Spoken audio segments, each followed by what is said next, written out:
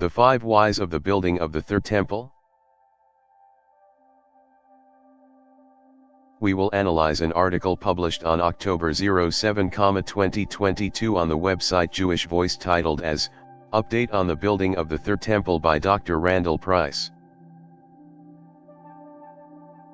A third temple? Why?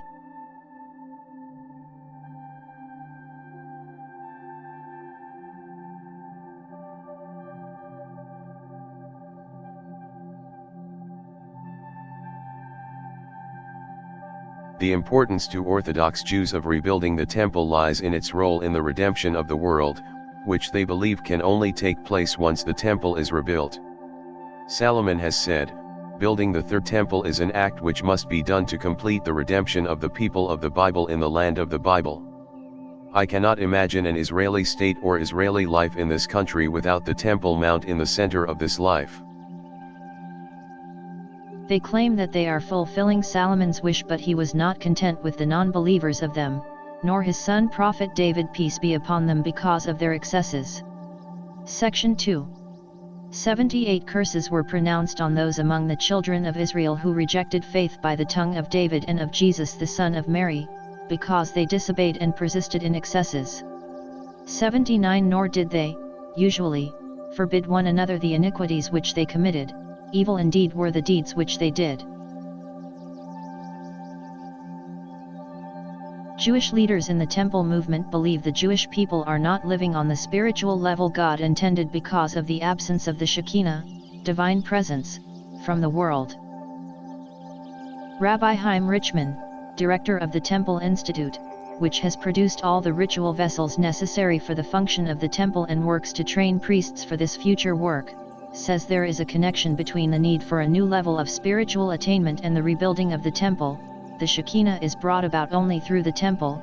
In terms of our mission as a people, we cannot in any way reach our spiritual status without the temple.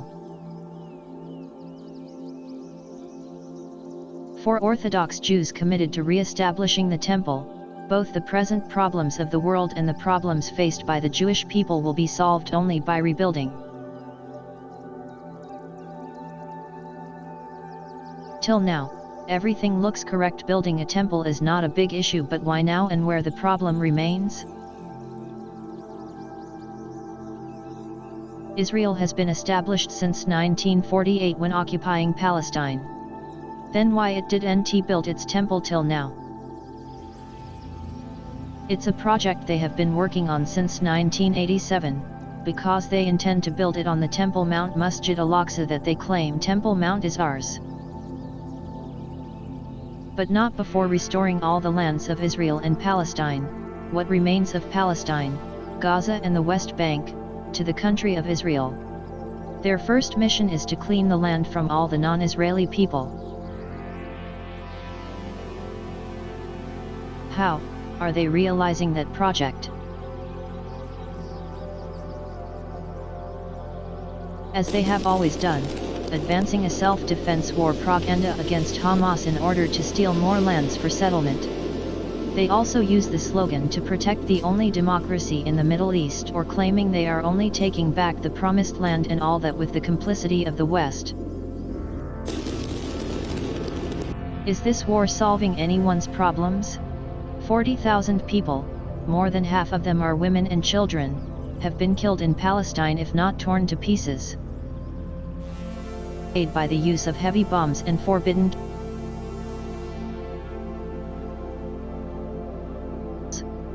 Is anyone feeling better seeing this unstoppable massacres every day for 7 months long? Actually, it is exterminating Palestinians and making the world's problems worsening: environmental, economical, psychological, social, security. The extermination or displacement of 2.5 million people is a part of the project of saving all the land of Israel, Gaza and West Bank, to Israel, and the rebuilding of the temple in order to solve Jews' spiritual problems. Where are they intending to build the third temple? A new Jewish temple? Are we any closer to the rebuilding of the temple today? The world is radically opposed to Israel's claims in Jerusalem, much less their contested ownership of the Temple Mount. On a practical level, Jews are banned by Israeli law from praying at the site, and those who visit are daily accosted by Muslims. Even though, each year Jews and IDF break through the Masjid al-Aqsa.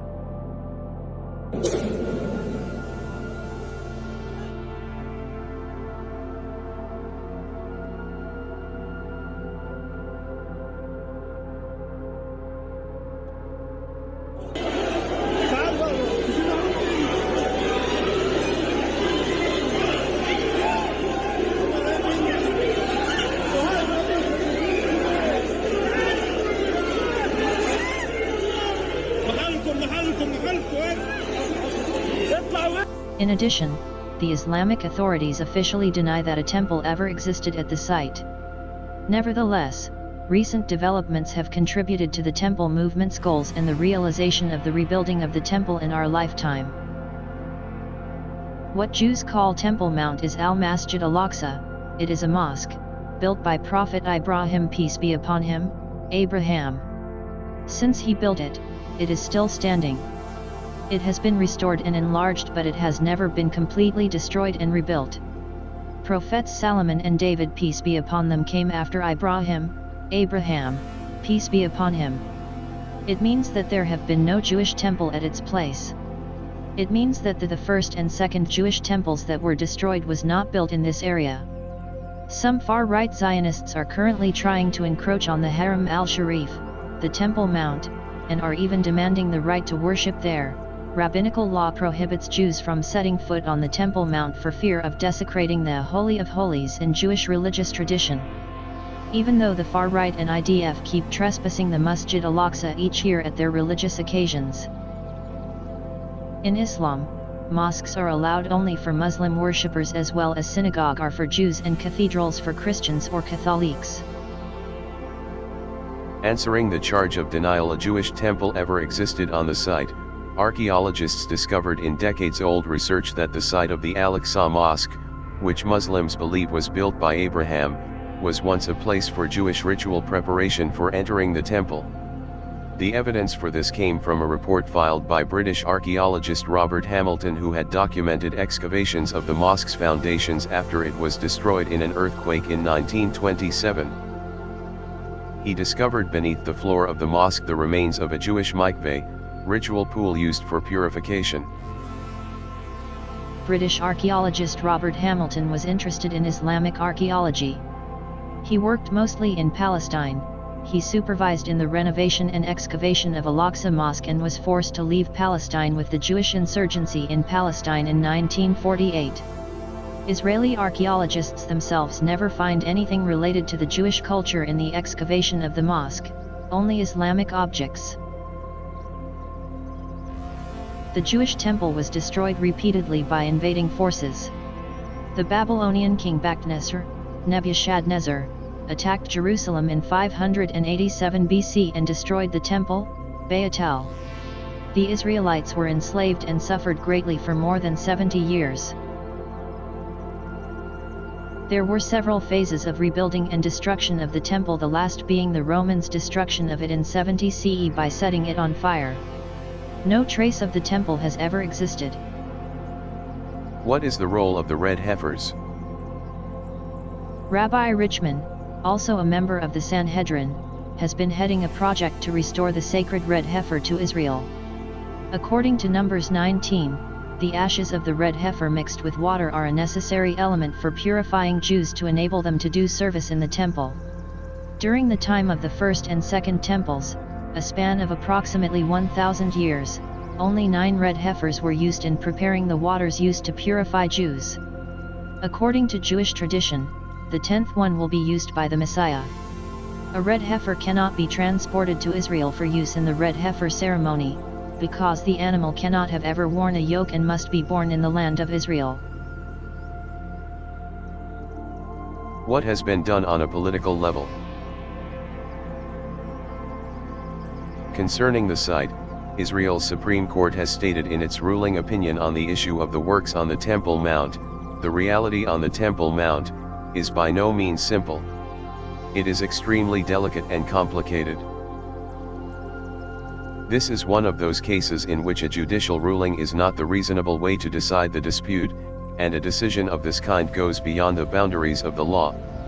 It is the political echelon, and not the court, that must give content and meaning to the historical call, "The Temple Mount is ours." In other words, this must be a political, not legal, action. Those who understand Daniel's prophecy of the 70th week, Daniel 9:27, know that it is a future political leader, the Antichrist of Revelation 13, who will one day make a deceptive covenant with the Jewish leaders, leading to the rebuilding of the Third Temple. How might this happen? One possibility was found in an academic book on the politics of the Temple Mount.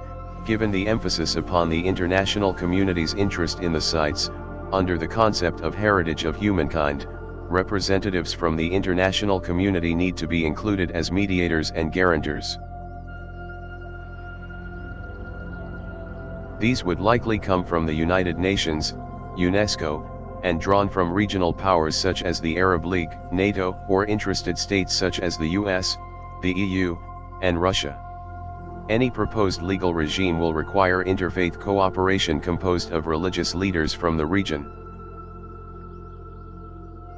It may be supplemented by international religious leaders who may serve as mediators. Those who seek to understand biblical prophecy know that the Antichrist will be followed by both political and religious leaders, making this kind of proposal a reality. It is exciting to see these developments unfold in the land of Israel regarding the building of a third temple as we eagerly watch for the second coming of our Messiah.